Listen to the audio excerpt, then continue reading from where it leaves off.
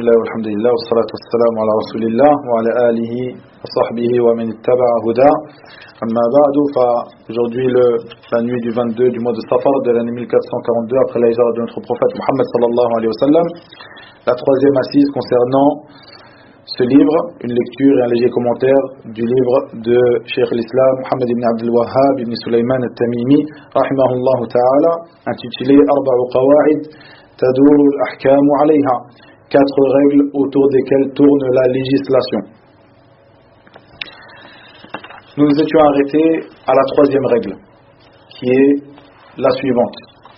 La troisième règle, le délaissement de la preuve limpide et l'argumentaire par un terme prêtant à équivoque est la voie des gens déviants, des gens de l'égarement, comme Al-Rafidah et Al-Khawarij. Allah dit, dans le sens approximatif de ces paroles, les gens donc qui ont au cœur une inclinaison vers l'égarement mettent l'accent sur les versets à équivoque. Et ce qui est obligatoire aux musulmans est de suivre ceux qui ne prêtent pas à équivoque. Et s'ils avaient su le sens d'équivoque, ils auraient trouvé qu'il ne contredit pas celui qui n'y prête pas, plutôt qu'il est en accord avec lui. Sinon, il lui est obligatoire de suivre les enracinés dans la science, dans leurs paroles. Nous y croyons, tout est de la part de notre Seigneur. Ici, Cheikh, dans cette troisième règle, qu'il appela parmi les règles autour desquelles tourne la religion, tourne la législation. Ici, rahimahullah, il nous parle du fait qu'il est obligatoire, et je le répète encore une fois, en lisant sa parole, à la fin de cet épître, il dit « Et ces règles sont implicables dans l'ensemble des sciences religieuses, et dans la science de la jurisprudence en particulier, du chapitre de la purification au chapitre des aveux, et Allah est le plus savant, c'est-à-dire du début à la fin, en ce qui concerne le fiqh, la science de la jurisprudence. Il dit, ces règles sont applicables dans l'ensemble des sciences religieuses.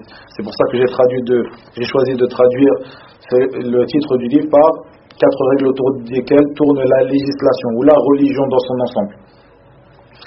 Et il parla précisément en particulier de la science de la jurisprudence, le fiqh, car il donna, après la 4e règle que nous allons lire aussi aujourd'hui, plusieurs exemples dans le chapitre des eaux, le premier chapitre des chapitres de la jurisprudence. Donc ici, dans cette règle, le cheikh nous parle du fait qu'il est obligatoire aux musulmans de délaisser ceux qui prêtent à équivoque, mais plutôt que le fait de délaisser la preuve limpide et le fait d'argumenter par un terme prêtant à équivoque, ceci est la voie des gens déviants. Parmi eux, il cita Al-Rawafid wal-Khawarij. Et ceci car Allah dit, comme dans Surat Al-Imran, dans le sens de ces paroles, les gens donc qui ont au cœur une inclinaison vers l'égarement mettent l'accent sur les versets équivoques. C'est-à-dire qu'Allah tabaraka wa ta'ala appela ceux qui mettent l'accent sur des versets qui peuvent prêter à équivoque, et les appela les gens qui ont au cœur une inclinaison vers l'égarement. Puis il dit, et ce qui est obligatoire aux musulmans, c'est de suivre ceux qui ne prêtent pas d'équivoque, ce qu'on appelle en arabe al-muhkam, ceux qui ne prêtent pas équivoque.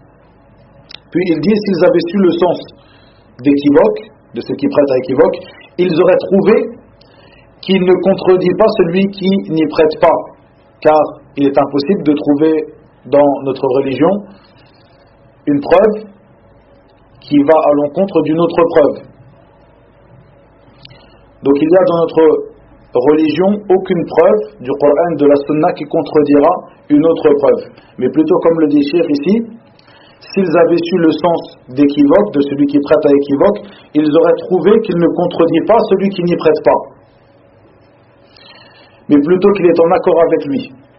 Et sinon, il est obligatoire aux musulmans donc de suivre les enracinés dans la science, dans leurs paroles. Nous y croyons, tout est de la part de notre Seigneur. Ceci est la parole, le sens approximatif de la parole d'Allah tabaraka wa ta'ala concernant ar-rasikhuna fil ilm, c'est-à-dire les enracinés dans la science. Ils disent, nous y croyons, tout est de la part de notre Seigneur. Et ceci est une obligation pour le musulman. Puis la 4e règle, il dit, rahimahullah, que le prophète sallallahu alayhi wa sallam évoqua que le licite est clair et l'illicite est clair et qu'il y a entre les deux des choses équivoques. En effet, celui qui n'aura pas compris cette règle et qui voudra parler à propos d'un sujet de manière catégorique se sera certes égaré et aura égaré autrui. Vous voyez, ici se terminent les 4 règles qui ont été évoquées par Cheikh l'Islam. Cette 4e règle, je la répète, que le prophète sallallahu alayhi wa sallam évoqua que le licite est clair et l'illicite est clair et qu'il y a entre les deux des choses équivoques.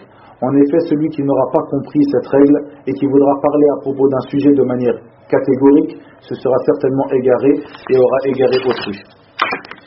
Simplement ici pour commenter rapidement cette règle, nous dirons qu'ici Cheikh parle de ce hadith qui est rapporté par An-Nu'man ibn Bashir radiyallahu anhuma, que vous connaissez tous. Certes, le licite est clair et l'illicite est clair, il y a entre eux deux des choses équivoques. Ce hadith à propos duquel l'imam Ahmad dit que les fondements de l'islam tournent autour de 3 hadiths. Le premier, innama al-a'malu bin-niyyat, les actions ne valent que par leurs intentions. Le deuxième, man ahdatha fi amrina hadha ma laysa minhu fa huwa rad, celui qui invente dans notre affaire une chose qui n'en fait pas partie, cette chose sera rejetée. Et ce hadith, le hadith rapporté par Nu'man ibn Bashir, al-halalu bayyin wal-haramu bayyin, c'est-à-dire le licite est clair et l'illicite est clair. C'est-à-dire que l'imam Ahmad rahimahullah compta ce hadith parmi les fondements de l'islam. Et nous voyons que dans ce hadith, le prophète sallallahu alayhi wa sallam a divisé les choses en 3. La première, al-halalu bayyin, al-halalu bayyin, c'est-à-dire le licite clair, ceci comme les bonnes nourritures, les bonnes boissons, ceci comme les bêtes de cheptel, les bons vêtements, etc. Et ceci est quelque chose de licite clairement, du moment que cette chose n'arrive pas à la propriété d'une personne, c'est-à-dire qu'une personne ne les approprie pas de manière illicite, comme l'a précisé ici Cheikh Abdel Muhsin al-Abbad, hafidahullah. La deuxième de ces choses, al-haram al-bayyin, c'est-à-dire l'illicite clair, comme le fait les mauvaises boissons, les mauvaises nourritures, comme ceci les mauvaises boissons, le vin, l'alcool, les mauvaises nourritures comme la bête morte, etc. Et ces deux-là, le premier et le deuxième, c'est-à-dire le licite clair comme l'illicite clair, l'ensemble des musulmans le connaissent. C'est quelque chose qui est clair pour tout le monde, que ce soit les savants ou les gens de la masse, tous le connaissent. Et la troisième de ces choses est al-mushtabihat, c'est-à-dire les choses qui prêtent à équivoque. Celles qu'on ne sait pas si elles sont licites ou illicites. Elles ne font pas partie du licite clair, comme elles ne font pas partie de l'illicite clair. Et ces choses-là, comme l'a dit le prophète sallallahu alayhi wa sallam dans le hadith, il y a peu de gens qui les connaissent. Ces choses-là, il y a peu de gens qui les connaissent. C'est-à-dire qu'il y a peu de gens qui savent si elles font partie du licite ou de l'illicite. Le musulman, concernant le licite clair, il le prend et s'en sert et en profite comme il l'entend. Ceci sans outrepasser les limites, et il cède de ce licite dans l'adoration d'Allah tabaraka wa ta'ala, et il remercie Allah azza wa jalla pour lui avoir octroyé ses bienfaits. Le deuxième, c'est-à-dire l'illicite clair, celui-ci le musulman s'en écarte, et al-mushtabihat, c'est-à-dire les choses qui prêtent à équivoque, le musulman s'arrête concernant cela, jusqu'à ce qu'il lui apparaisse clairement le jugement de cette chose. Et pour qu'il lui apparaisse clairement le jugement de cette chose, car ce sont des choses, al-mushtabihat, c'est-à-dire les choses qui prêtent à équivoque, qui ne sont pas connues de tout le monde, eh bien, il devra revenir, s'il souhaite connaître le jugement de cette chose, il devra revenir vers les gens de science. Comme le dit Allah tabaraka wa ta'ala, fas'alu ahla dhikri in kuntum la ta'lamun, demandez aux gens du rappel si vous ne savez pas. Mais la base, c'est que le musulman s'arrête du moment qu'il ne lui apparaît pas clairement le jugement. Et il ne lui apparaîtra clairement le jugement que s'il demande aux gens qui connaissent cela. Et il est possible que certaines de ces choses qui prêtent à équivoque, les gens du rappel, certains parmi les gens du rappel, parmi les savants, ne connaissent pas le jugement de cela. Donc, ce sont des choses, comme l'a dit le prophète sallallahu alayhi wa sallam, que peu de gens connaissent. C'est-à-dire qu'il y a peu de gens qui savent si elles font partie du halal, du licite ou de l'illicite al-haram. Ceci concernant la quatrième règle qu'a évoquée Cheikh l'Islam ici. Comme vous le voyez, nous terminerons le cours d'aujourd'hui sur cela. Et Cheikh, ici dans ce livre, dans cet épître qu'il intitula, dans le sens, 4 règles autour desquelles tourne la législation, la religion. Il nous évoqua 4 règles qui, comme il le dit, sont des règles applicables dans l'ensemble des sciences religieuses. Et en particulier dans la science de la jurisprudence, et ceci nous le verrons au prochain cours, certains exemples concernant les règles jurisprudentielles en rapport avec le chapitre des eaux, concernant le chapitre de la purification. Puis il cita ces 4 règles qui sont, la première, l'interdiction de parler d'Allah ou sur Allah sans science. Ceci d'après la parole d'Allah tabaraka wa ta'ala, comme dans Surat al-A'raf que nous avons cité. La deuxième de ces règles, que toute chose à propos desquelles le législateur ne s'est pas prononcé, est une faveur, une indulgence envers les créatures. Et il n'est pas permis à quelqu'un d'interdire une chose ou de la rendre obligatoire, ni de lui donner un caractère recommandé mustahab, ni de lui donner un caractère détestable makruh, sans avoir une preuve. Et ceci d'après la parole d'Allah Azza wa Jalla comme de Surat al-Ma'ida, le verset numéro 101, et la parole du prophète dans le sens de ces paroles.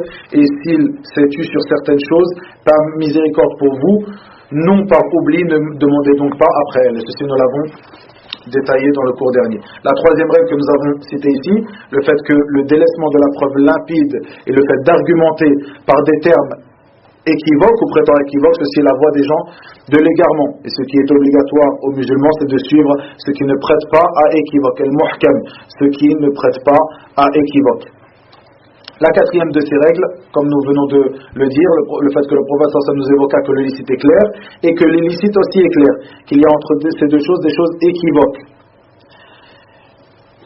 Puis, Cheikh dit, avant le passage que nous entamerons la semaine prochaine, qui est en rapport avec les exemples et la mise en pratique de ces 4 règles, il dit, rahimahullah, Allah évoqua ces 3 premières règles dans son livre, la 1, la 2 et la 3, évoquées dans son livre, et le prophète évoqua la 4e, donc dans ce hadith rapporté par Nu'man ibn Bashir radiyallahu anhuma.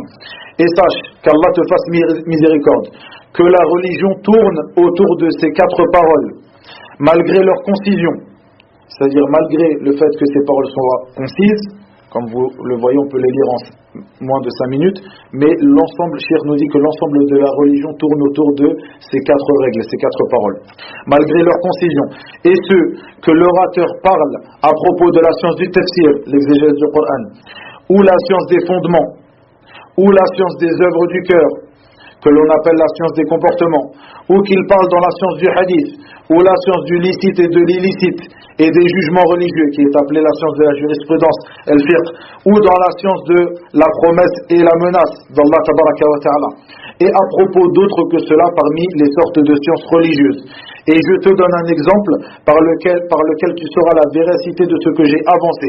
Je te donne un exemple dans un art parmi les arts de la religion, qui est la science de la jurisprudence, le fiqh. Et je prendrai ces exemples dans un seul chapitre, le premier chapitre, le chapitre des eaux. Et ceci sont les exemples que Cheikh rahimahullah a donnés afin de mettre en pratique ces 4 règles dans le chapitre des eaux, le premier chapitre, que nous verrons et que nous entamerons la semaine prochaine, inshallah ta'ala. Wa ila huna wa billahi tawfiq. Wa sallallahu wa sallam wa baraka ala nabiyyina Muhammad. Wa akhiru da'wana anil hamdulillahi rabbil alamin.